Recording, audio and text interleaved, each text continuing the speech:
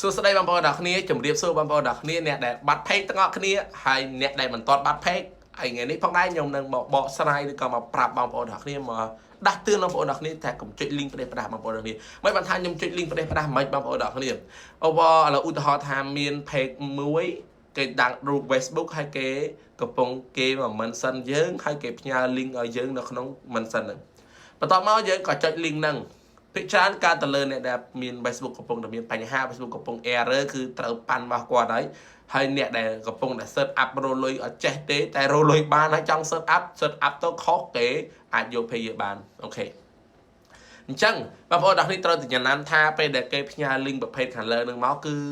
គេអាចនឹង ban យើងគេអាចនឹង hack យក page យើងបានហើយបងប្អូនអ្នកគ្នាពិចារណាមែនតើគឺតាមស្ថិតិនៃការខ្ញុំចាប់ location ទៅគឺពិចារណា link របស់ហ្នឹងគឺនៅក្នុងប្រទេសខ្មែរយើងទេគឺជនជាតិខ្មែរយើងនេះដែលធ្វើពិចារណាអ្នកដែល hack អ្នកដែលលក់ page អីហ្នឹងគឺស្ដានេះហើយខ្ញុំអត់ដឹងទេខ្ញុំអត់ហ៊ាននិយាយប៉ះពាល់ទេសំខាន់គាត់ថាបងប្អូនអ្នកគ្នាប្រយ័ត្នខ្លួនឯងពេលដែល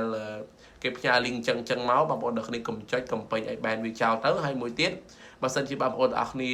ច្រឡំចុចឬក៏ពេញឲ្យបងប្អូនអ្នកគ្នាគួរតែធ្វើបែបម៉េចបងប្អូនអ្នកគ្នាគួរតែ